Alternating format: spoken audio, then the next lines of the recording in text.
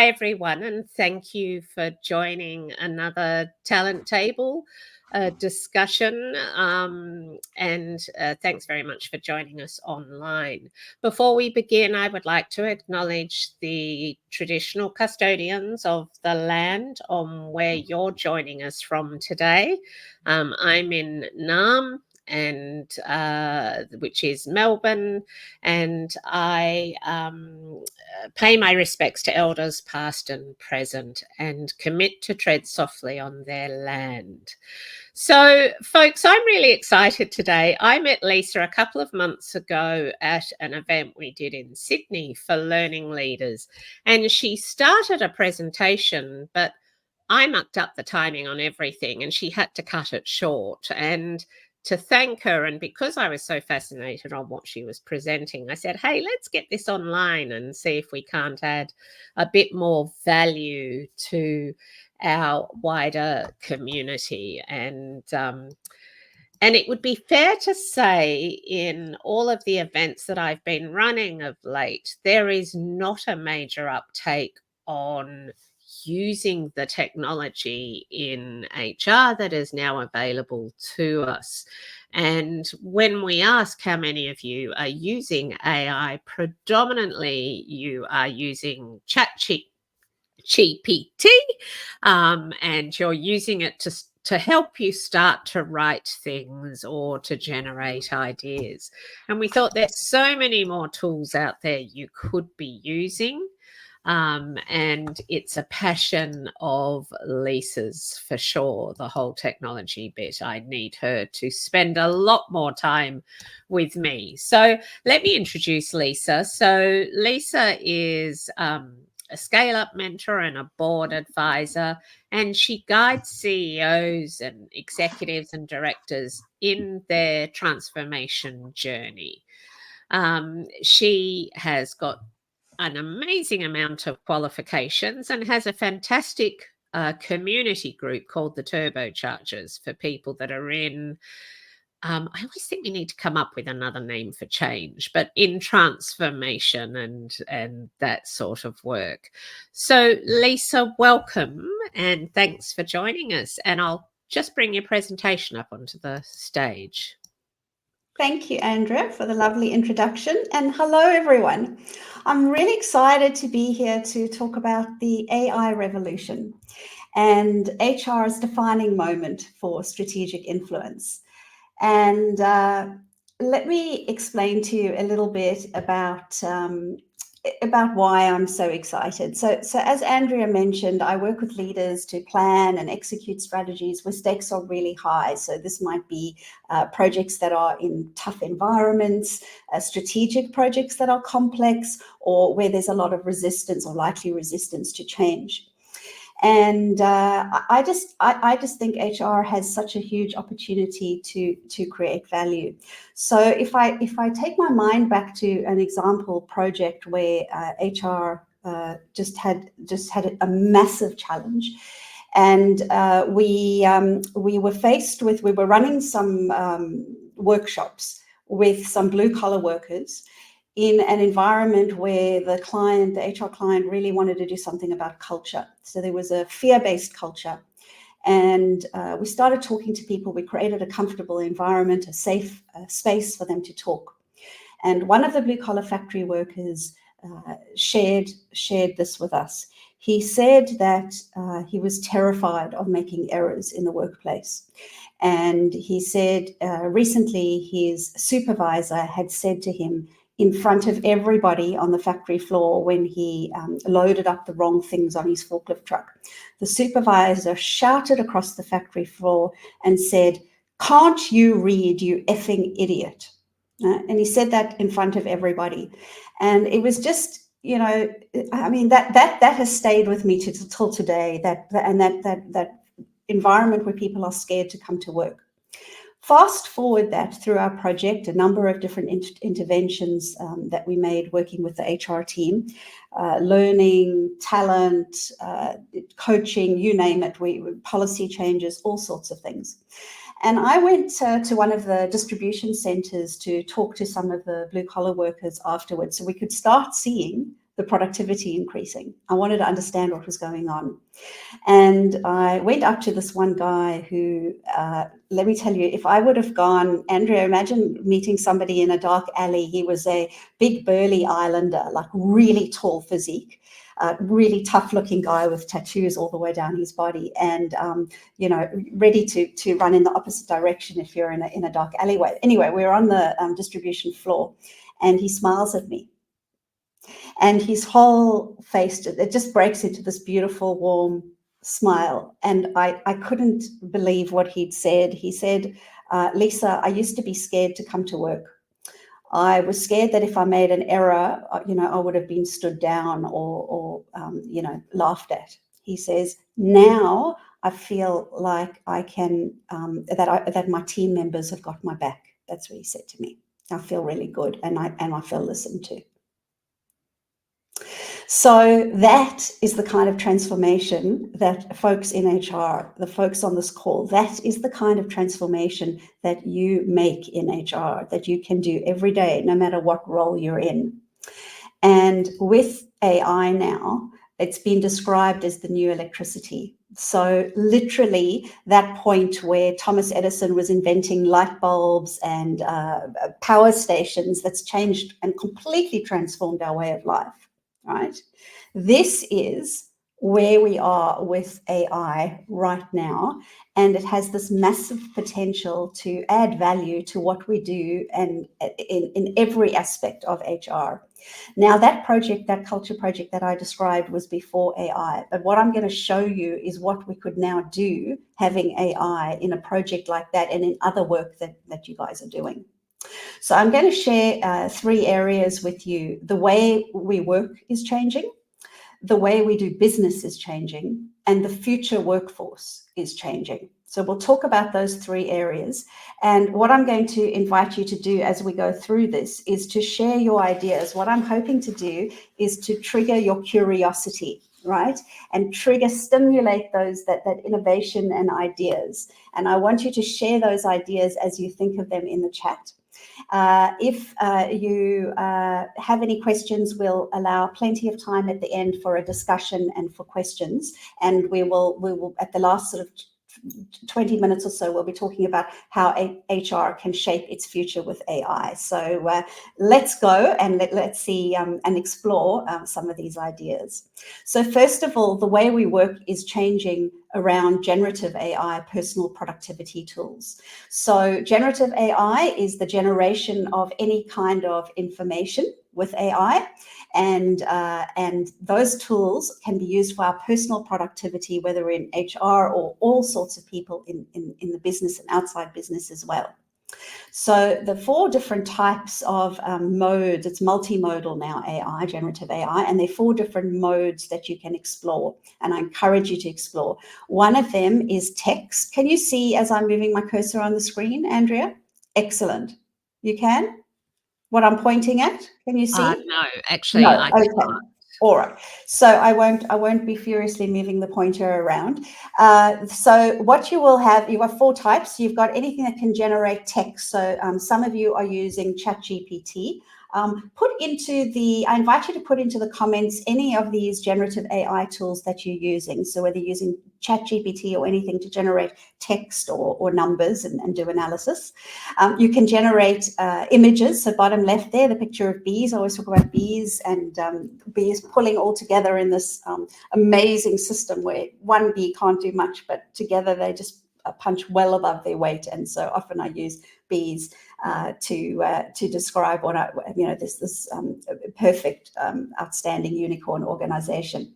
Great. So we can see Lou using Claude, ChatGPT, and Copilot, which is great. Laura preferring Gemini, and Andrea saying Perplexity because I showed her. I'm going to show you all how to use that in a moment. We can also generate videos like the one on the top right-hand corner, and you can generate music and sound. Those are all forms of generative AI.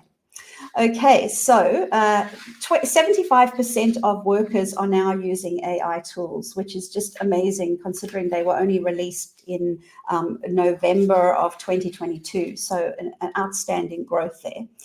And what I find is that my work is in strategy execution. And so all different aspects of strategy execution, you can use AI tools, and I will show you some of these. So at the top are business strategy, and you can use AI brilliantly for business strategy, change management, and also in the green circle, project management.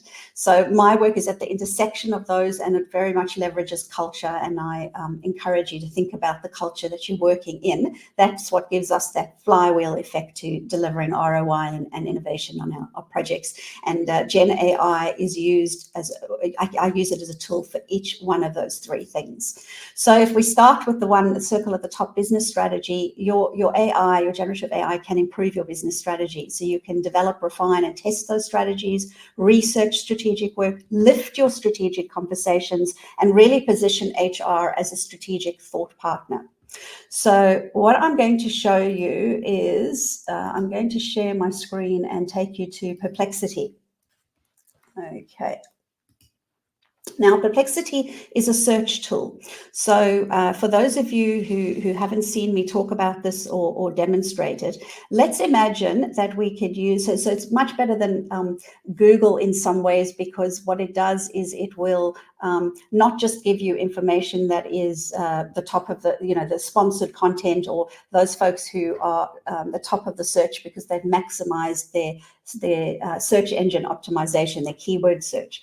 It's not about that. It's finding out the best information for what you need. So let's say I am a HR manager designing a strategy to improve my culture. So let's say I was working on that culture project. And let's say we want to change from a fear-based culture, right, which was that a culture at the time, to a psychologically, let's see if I can spell it, psychologically safe. Anyway, even if you spell it wrong, Perplexity will understand, to a psychologically safe culture. Okay, so let's say we are stuck at the beginning for ideas and we want Perplexity, so we're going to ask it to search businesses that are undertaking, or that let's say that have changed their culture. List all the interventions that can be used, and then I'm also going to ask it, I'm going to tell it what sort of format I want this in. Okay, so I'm going to say in dot point format. Okay, you can ask for tables, whatever you want. So what I'm hitting enter, and what Perplexity is doing is it's finding me a list of interventions for culture change that I can consider at the beginning of my project. Right, so leadership, commitment and role modeling, employee involvement, training, recognition systems, policies, support systems. Okay, so it's given me a whole lot of ideas. And what it's given me also are sources. Can you see? I can pop them up here, and then I can click straight through to those. That's a Harvard Business Review. Changing company culture requires movement, not a mandate. So it's actually giving me all those sources for those things that I can dive in, and it's given me the top 4 over here. So that is why I really like Perplexity. It's free. You can use it free on your desktop. You can use it free on your mobile phone. And at the moment, it's absolutely free. And it is using AI to not only search and give me the resources, but it's also thinking for me about and synthesizing all that information that's out there. And that's what Perplexity is really strong at. So if I wanted a list of companies, if I wanted what they're doing now in a particular area, it will go and it will search their websites and bring me back that information. So that is really handy. So that's the one tool. And then the other one that I wanted to share is Claude. So Claude, I'm using Claude Opus here. Now, actually it's changed it. It's now 3.5 Sonnet, so it changes all the time and upgrades itself. And that's the free version, and it'll allow me to make a certain number of searches. Claude is very similar to ChatGPT, but it's much better at plain English. So let's say I wanted to actually draft the culture change strategy for me. And I can paste in I'm going to just flick, you probably can't see this, but I'm just going back to the one in Perplexity, that search that we did, and I'm just copying it onto my clipboard, and then I'm coming back to Claude, and I'm going to say using these interventions, and I'm going to paste them in, the ones that I found on Perplexity search. Okay, so I'm going to ask it to draft a culture change strategy, okay, using these interventions, and I want to be as specific as possible, like, so let's just say in 2 pages. Okay, let's say an outline. Let's say a change strategy outline, culture change strategy outline in 2 pages. So I've given the format that I want.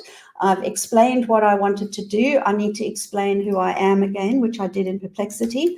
I'm a HR manager, and I'm developing a change program for a project to change from a fear-based culture to a psychologically safe culture. Spelled wrong. I always get that word wrong. Doesn't matter. Okay, and then I'm hitting enter, and let's see what happens. So you always want to give it those contextual information, and the better the context you give, the better the answer that you'll get. So it's given me a dot point outline about 2 pages long. It's added in a whole lot of sections that weren't given by Perplexity, because Perplexity is not the best tool for developing a strategy, but for writing things and thinking about things, Claude is fabulous. So it's giving me things like implementation timeline, risk management, sustainability plan, other things. And it's also asking me, would you like to elaborate on any specific sections? And so if I wanted to then write up some of those sections, it would do that for me. Okay. So any questions before I move on? Just pop them into the chat. So I see a lot of people are using Gemini as well, which I've not used because I'm still getting my head around everything. How do these two compare with Gemini? Yeah, look, I use Google a lot. Gemini is made by Google. So I've tried the early versions of Gemini, and it's a little bit similar to the versions that Microsoft Copilot is releasing. It's almost like a all-purpose tool that's a little bit of a blunt knife. It's not as good as ChatGPT or Claude or Perplexity. So those are the 3 that will give you much, much better answers than either Microsoft Copilot or Google Gemini. But the other tools, they are changing all the time. So because of that, I can answer a question on one day and then the answer will change the next day. Yeah. Lou's asking with these 2 tools, are they current, as ChatGPT is data from a few years ago? My understanding is Perplexity is current. Yeah, ChatGPT is busy rolling out a tool called 4.0, which is the Omni version, which is multimodal, so you can upload spreadsheets of data and images and other things. And that has apparently got search capability in it. But I've got the paid version of ChatGPT, and I don't seem to have the search-based version. It's not working as well as Perplexity at the moment. So and these things will change all the time. So, but ChatGPT's data is definitely better than 21 or 22. It actually gives you a few searches based on the current data, and then it takes you back to an old data once you've used up your X number of free searches. And we've just changed Laura's life. She's switching over to Perplexity now, which is exactly what I did after I'd met with Lisa, Laura. Yeah. So it's good to have a combination, actually, of these tools, I have to say. So, yeah. Okay, good. So I'm going to pop up the presentation again. Let me just do that. Can you do that, Andrea? I'll do it. There we go. There we go. Yep. Okay, so we spoke about strategy. So I really encourage you now to think about how you will use these sorts of tools like Perplexity, Claude, the other tools like ChatGPT, to lift your strategic conversations and really position you as a strategic thought partner. So this is the biggest issue I find when I go into businesses and they think about HR. I mean, some of them, really do value and love and respect HR, but some folks, commercial folks, want HR to be more strategic and commercial. And this is an opportunity to do that and to say, take this strategy now and create a cost benefit analysis, or make it a much more commercial. How can I make it a more commercial focus? Okay, and that sort of leads us into, when we looked at Perplexity and Claude, that now leads us into this purple circle of change management here, and how you can use generative AI to raise your strategic change influence. So you can get great ideas for influencing people. So I know this is where talent, L&D, HR folks are really strong. You can, but there's always room for all of us to improve. And I find that when I am working with folks who are I'm really trying to influence. So let's say we're working with a CEO, and CEOs, those of you who use Myers-Briggs will know that most executives, I think 60%, operate from an ENTJ, Myers-Briggs profile. So very extroverted, big picture thinking and judging, like enclosure. So you could actually ask it, how do I influence my CEO, who is an ENTJ personality style, to sign off on my culture change or learning strategy? And you will get some very specific, useful suggestions back from ChatGPT, and that's probably going to be the best one for doing that kind of sophisticated analysis for you.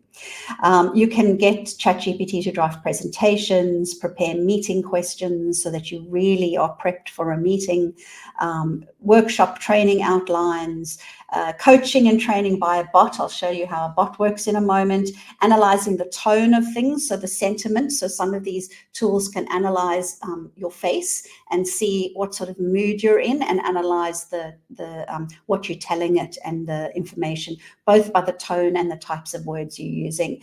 And then some of you have been maybe experimenting on the last two there, which is generating images and videos for change communications. So that's a great area to use these tools. So turbocharge your presentations. That's something I encourage you to do. Canva is the tool that I like. You literally put in a sentence about the presentation that you wanted to draft. I put in one about the Turbochargers membership, and then I got back, and I go back one slide, and I chose the design that I wanted, which is these people and the staircase, and then it came back, and I think this is one iteration later. Oh, no, it's still got the staircase there. But I changed, you can iterate and change your, the layout and the color scheme to suit you. And this has put a whole lot of things together. What are the benefits of joining the Turbochargers, the pricing, subscription options, team? All of these slides were created off that one sentence that I put in there, like our solution, and they've generated a sentence or two on the solution, and even put in some photos, which you can see the Canva markings, the Canva markings. So you need to have the paid version to then use those photos for free. So that's Canva magic. Frozen. Sorry? We both froze there for a moment. Okay. All right. Are we good? Yes, I think we're good. Okay, fantastic. So that is Canva. Laura's used something called Pitch, an AI presentation tool. So thank you for sharing that, Laura. This is what this forum is for, is trying to figure out who's using different things and had success with it. You didn't use too much of the content, but the slide formats were great and inspired your own. And that's exactly actually what happened with me when I've used this. There's another tool called Dectopus that I've tried as well, but I really like Canva, and I'm a Canva subscriber anyway. So I use Canva, and it does do that. It inspires I haven't got a page on this, what's included in the membership, this page on the bottom left-hand corner. So I better include a page on that. So it's making me think about what could be on those pages. Now, when you're starting a project and you've got a blank piece of paper, it is incredibly useful to have these things to just give you those ideas to get you thinking. Yeah. And if we would have had it in the culture change project that I spoke about at the beginning, I would have used it to generate some of those PowerPoint presentations that we will be using to communicate to the staff. as background to some of the work we were doing. So the last area in strategy execution, we've spoken about business strategy, the blue circle, we've spoken about change management, the purple circle. Let's move on to the project management circle, the green one. And there are lots of ways you can improve your project delivery. So let's say last week, Andrea and some of us in Sydney were talking about EVP, and Andrea ran a fabulous session and had some great speakers, Andrea, on EVP. And we had a marketing agency, which was terrific, and we had somebody from Expert 360. And what I would be doing if I was doing a project on developing EVP, and I know many of you on the call, Charlie and others, are really interested in that. You can actually develop those ideas for your project plans, for your transformation, culture, or change plans, and you can also predict risks, and just by asking those tools. And sure, it's not going to know exactly what your situation is. You can provide some information on the culture that you're working in, the personality types you're working with. You can feed it some of that information, but it's never going to know everything. But what it is going to do is give you a list of ideas, and that is what's really, really useful. Really, really useful. So that's the third part of generative AI. Now, that's about as much as we've got time for on the generative AI side, because I want to turn to other aspects of AI now. But if you want any more on the generative AI, if you use the QR code on the should be the left-hand side of your screen, it will give you, just fill in your details and you'll get a CEO guide to AI for personal productivity. So you get 5 pages. They're 5 different tools, and you'll be able to see what the prompt looks like and what an example, because I know I went through those prompts really quickly. Andrea, someone's asking if we'll get a recording of this. So that I was just writing back to say, yes, you will all have access to this on demand. Okay. We'll do a follow-up email, and I'll include this slide in the follow-up email as well, so you can find it easily. Great. So that's the AI tool for around personal productivity that many CEOs and other executives are using. And then the one on the right-hand side is a strategy 2-day online strategy execution for success bootcamp that I'm running, where we use AI, introducing AI into the business as a live example that the cohort works on for 2 days. So at the end of the 2 days, you come out with those tools of around all those 3 circles. You know, how do you influence people at scale on these very complex projects that you've got to plan and then execute? How do you do that? How do you use AI tools in that? And how do you introduce AI into the business is the actual case study. So you're all welcome if you just, again, use the QR code and register for that. You have a look at the outline, register for it, and I'll be in touch with you, because all it does is create a wait list at the moment. So we can allocate places based on that. And down the left-hand side is just the stuff that I do. So that's the short advertising break, and those are the QR codes for the sources that will give you more information. Okay, moving on to number 2 is the way we do business is changing. Okay, so I've been doing a lot of talks to CEO roundtables who are really interested in products and services, and what products and services, how to add AI into the products and services. I think from an HR point of view, particularly the operating efficiency side of it will be of interest. So how you can create more efficiency in the business. If you're asked, for example, to look at taking out cost in function, there's definitely about a 30%, if not more, lift in efficiency that AI on average across all industries, 30% is roughly what it's delivering, and what it's predicted to deliver if it's implemented in full, and that comes from McKinsey and the other studies that are even more optimistic than that. So from your perspective, from HR perspective, I know that 40% of HR are already using AI and Gen AI tools. So talent solutions, interviewing, onboarding, learning, all of that. I've got 2 sources below on this slide, but they're even more, and they're all roughly in that 40% ballpark. So what I've done is also, I wanted to just show you, my clients are a broad range of organizations, and more recently, a lot of them have been in HR technology, so that top row. And so what I've done with them is mapped all the different organizations that work in the HR tech people and productivity space. I know it's really small because we're not going to go through it in detail, but what I wanted to show you how many, just looking at it, you go, oh my God, don't look at the detail. The idea to show you is there are thousands of these tools out there. More and more they're incorporating AI. I believe we're at about 65% AI fueled by the end of last year already. So some of my clients like that I've worked with, like Skillsbase which is a skills platform, How To which is a learning platform that in fact I met Andrea through Lisa Vincent, who's the CEO of How To. Organizations that are, and others, organizations that are all looking at different ways of integrating AI in what they're doing. So for example, with How To, they're building in a very Netflix type interface to the learning. And then what they will be doing, and it's probably turned on already, but if not, it's any day now, to deliver you or the learner with the curated content that is most relevant to the learner. So it's exactly like Netflix's AI algorithm.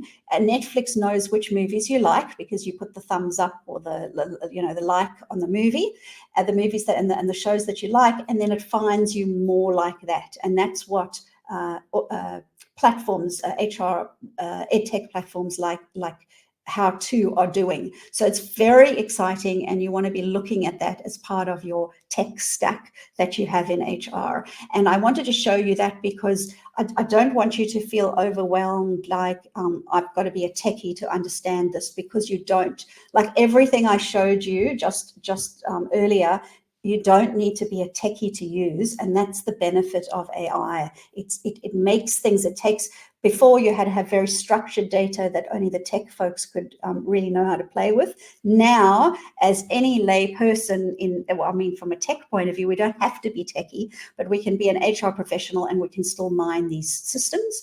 And on this slide, you can see some of those use cases that I know many of you are using already. So what I want you to do is look down this left-hand side now and pop into the chat any of these that you are using, any products that you'd recommend. I'm sure Andrea would love that in her community to see what you guys are using or even looking at. So you've got talent intelligence systems combined with workflow for sourcing and assessment and screening. You've got skills management platforms. You've got learning and training platforms and content systems. You've got chatbots, and sometimes chatbots for coaching, sometimes chatbots for answering HR inquiries. And the chat is very quiet, which is quite interesting. Actually, while people are putting some stuff in, I've just put here the example that I had at our Brisbane event. There's he calls himself a people analytics nerd, and he was talking about if you're trying to understand almost the talent pathways in your organization, he said, take your data out of your HRIS, anonymize it because you're going to put it into ChatGPT, and then ask the prompts or prompt it to say, show me the most common job titles in our organization and where people have moved to in our organization. So you start to understand the use of data. He gave a few examples where you kept taking the data out of your HIRS, anonymizing it, he kept saying, and then popping it in and giving it prompts for what you're trying to ascertain from the data. And within a couple of minutes, you have a very solid understanding of your workforce. But I have example. Yeah, so it was fascinating. But also when we talk about AI in tech, there has been a lot of discussion around ethical AI versus, AI that's just going into lots of stuff. And we have seen some of it fail miserably. I'm thinking of the hire View, was it, the interviewing platform that was starting to look at facial expressions and those sorts of things. Excellent. And we've got a number of different tools in the chat, which is excellent to see. So Go One, David Rawling from Frame, talking about, good AI tools, making tech more human. Charlie Carroll talking about talent intelligence, ServiceNow. Michelle Woodworth talking about smart assistants, smart recruiters as talent intelligence, and also learning management systems like success factors. So thank you very much for all of those ideas, and keep them coming. I'm going to keep going so that I can just get through the last part of the content, and then happy to explore all of this and more.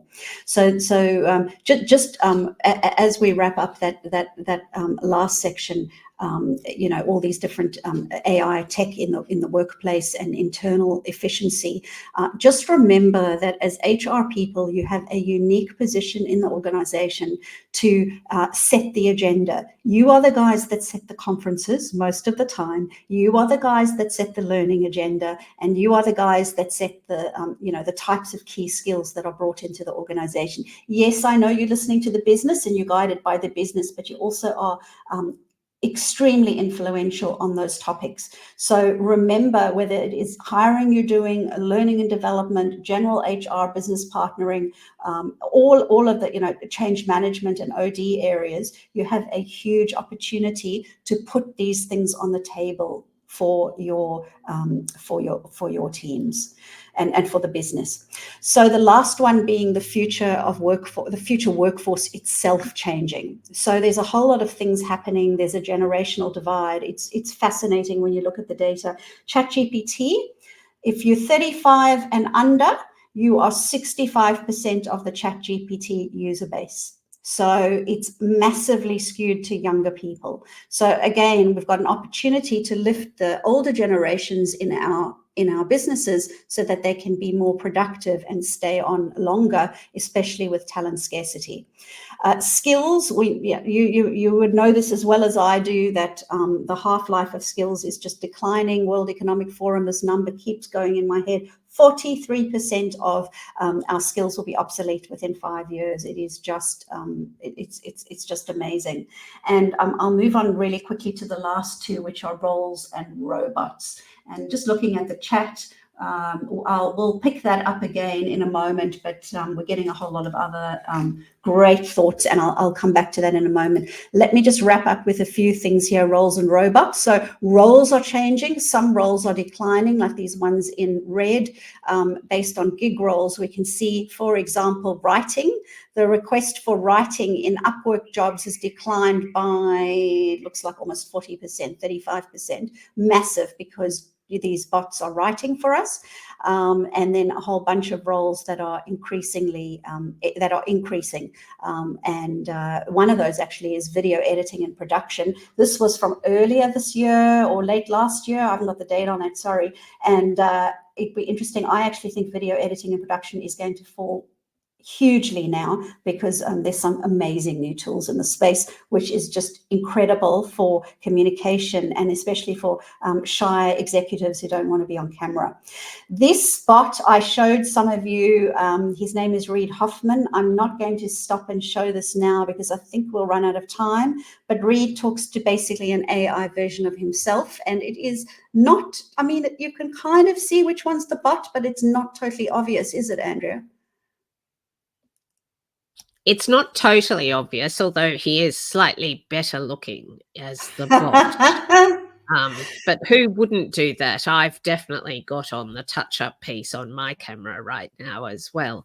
I will share this link in the follow-up email to you all so you can watch it. Excellent. And I'm about to train one of these bots myself and set it up, at least the talking one initially. And it is something that anyone can do. And yeah, and I'd love to talk to any of you who want to collaborate on any of these things in your business. So I guess the question that begs then is robots as workers, right? because that is the direction we're heading in. So would your people feel comfortable talking to somebody like a Reed, who's not really a Reed, to ask HR questions?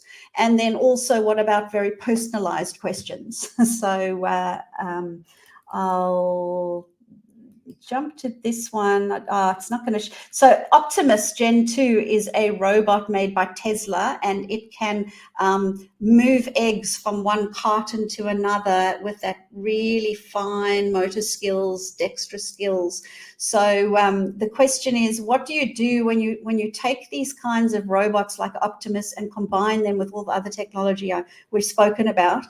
These were two bots that were in the lobby of my hotel in Japan, delivering things to rooms. And yes, they didn't look like a humanoid. They didn't have a face and arms, but they were starting to really, they move themselves. They have a screen, little panel that has a message on it. And one sidled up to me in the lift lobby, and it's had on the little, the display unit, "I'm just waiting for a lift," is what it communicated to me. So, that robot, robots like that can now, talk and move around free, as well. And all the, it's going to, they'll start building in all the tools of generative AI into what they're talking about as well. So the future world of work with AI, there's so much written on this. I pulled out just 2 quotes for you. The first one I am sure you've heard of by now. The guy is Santiago. He's a famous machine learning engineer, and right near the beginning when generative AI really started taking off, he was the one who coined the expression that you must have heard: AI won't replace you, but a person using AI will. So if that sends you if you get any message from this today, use the tools, experiment, because otherwise somebody else who's using AI will be one up on you. And the second one on there is Satya Nadella, who's the chairman and CEO of Microsoft. And he says that this new generation of AI will remove the drudgery of work and unleash creativity. And that's going to be very exciting. And that is why it's the new electricity, because it has that potential to make our jobs so much more interesting. So we've looked at the way that the work is changing. We've looked at the way we do business is changing. We've looked at the future workforce and how that might be changing. So my question to you is, how can HR shape its future with AI?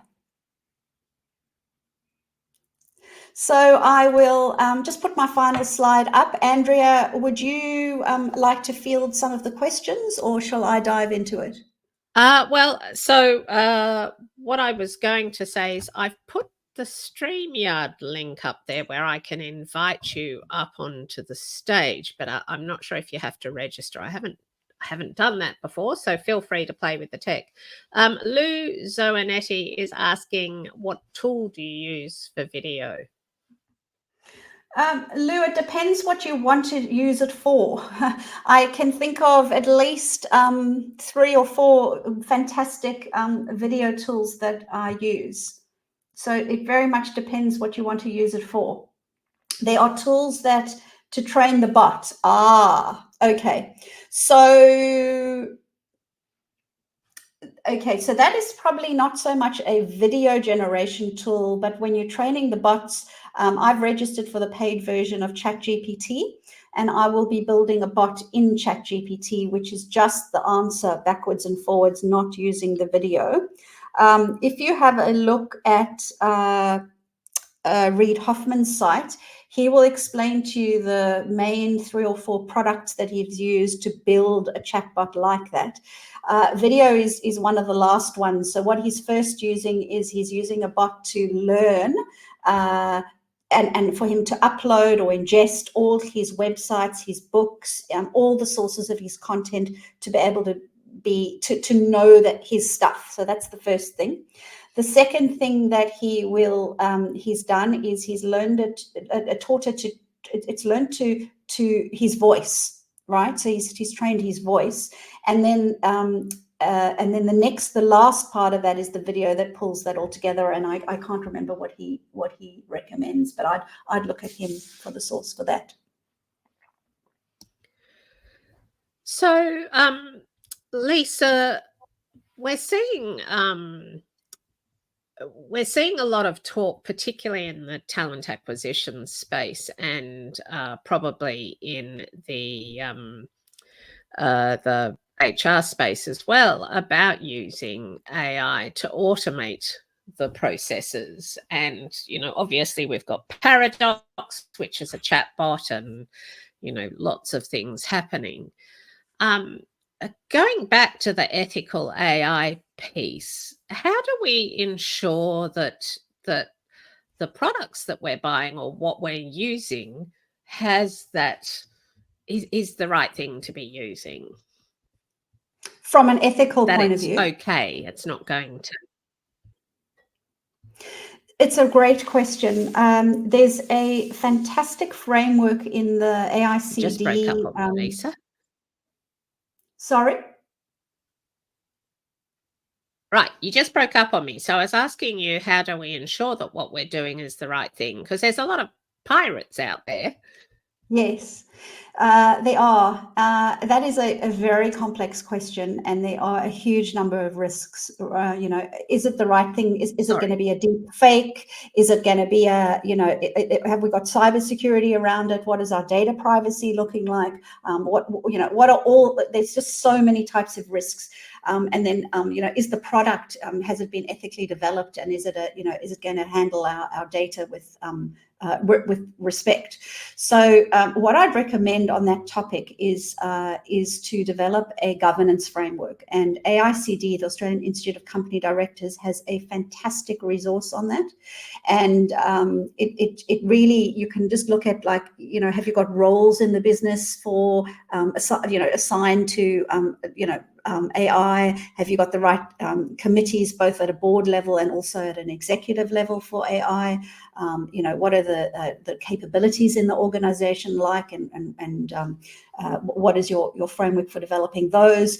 What is your framework for selecting and implementing and screening, even more importantly, the tech that you're using, and making sure that tech is trustworthy? So I'd encourage people to start with that. And start with developing some policies around that. If you don't, what's happening is that younger folks are like, some of the companies initially just had a blanket, no, you can't use ChatGPT in our company. I don't know if anyone on this call has got that. I'd be interested for you to say. You don't have to mention the company. There are people in our community. Yeah. So, but what happens then is that people have workarounds, especially the younger folks, because they've realized that they can certainly there's shortcuts that can make their work faster. And if you imagine where we were right at the beginning of our careers, where we were, bright-eyed and bushy-tailed, but we don't necessarily have the experience to be able to say, oh, well, these are the 5 factors that are important when you're implementing. And if you're implementing a behavioral change program, these are the risks, or, these are the things, this is how we go about stakeholder analysis. They don't have that. So they might, AI will help them do that. And so they're going to find workarounds. So you've got to really think deeply about whether blanket prohibition of certain tools is actually going to be the right answer for the business, or whether it's actually maybe better to be less restrictive on the products, but more, offer more training on data protection and password protection and data privacy. Those kinds of things might be important topics to cover. Okay, so we've got one person who said they have an AI blanket ban. Okay, so those companies are starting to be more comfortable with Copilot, the ones that use Microsoft Suite, and then for a small amount extra, Copilot can then be AI-based Copilot can be added to your existing Microsoft Suite. So that's, I think, the way that these tools will come to some of the more risk-conscious organizations. We'll start seeing them through tools that we already trust. And Desley's made a fascinating point. Do you want to read it out? We're having some issues here with Lisa, we're having some issues here. I'm not sure if it's me or you. A lot of breaking up going on. So if anyone can let me know if everyone's having the issues or if it's just me. But Desley makes an interesting point that using AI in TA will create a generational divide in the short term, given that people under 35 are more comfortable. It's me. I'm freezing. Right, I've just moved my video to So low. I'll hand over to you. Okay, I'm just moved my video onto low resolution, so I hope that helps in any case with the line. So I was on the advisory board for a while, for a couple of years, of a startup called Jobsgram, which does Rebellious is the one side, the service side of the recruitment business, and Jobsgram is the tech platform, and so that's for finding jobs and shortening that cycle of time. And that is exactly where we focused on launching with younger people and younger users who are looking for their first professional job, because those are the ones that are much more comfortable with technology. So my son, who is 23, when he was interviewing for his graduate job, he was very comfortable with the idea that he would be recording his screening interview on a video. And that's what the talent software like Jobsgram does. You can record the videos and then against particular questions, and then you're actually able to recycle that and send them to different interviewers. So what that basically means is it's almost like you're conducting one super large screening interview, and then you can just send anyone who has particular questions, they can ask for your recording of those your answers to those questions. So it's a little bit commoditized, I guess, for mass recruitment, but very handy when you're doing jobs like that where you're going to have a large number of folks that apply. Okay. And I see Grant O'Donnell, who's at RMIT, they've built their own internal version of ChatGPT to get around that. There's, and Lou's asking, what is that product? Yeah, it's called Jobsgram. So I haven't tried it recently, Lisa. and I'm not quite sure exactly where the launch is up to. So have a look at it. It was doing some pretty neat stuff. Yeah. Okay. Okay. Look, Andrea, folks, I think we might bring I it to think a what we'll do is end close. it there because it appears I'm having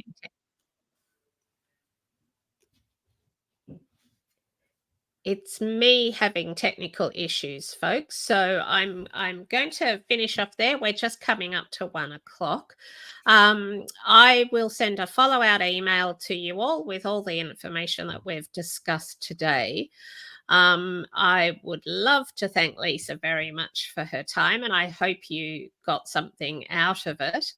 I'm just about to send an email out. I have to cancel my August events due to a couple of things going on at home, and I can't travel around the country. But we're going to come out in September with a half-day workshop for leaders, and we are going to be potentially looking to bring some stuff in on AI, but also on people analytics.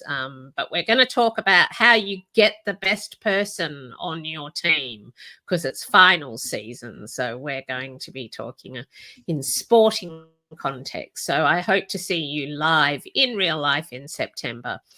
Lisa, thank you very much. Thank you, Andrea. Thanks everybody for the great questions and comments. Thanks for joining, everyone. We'll see you all soon. Bye for now. Bye.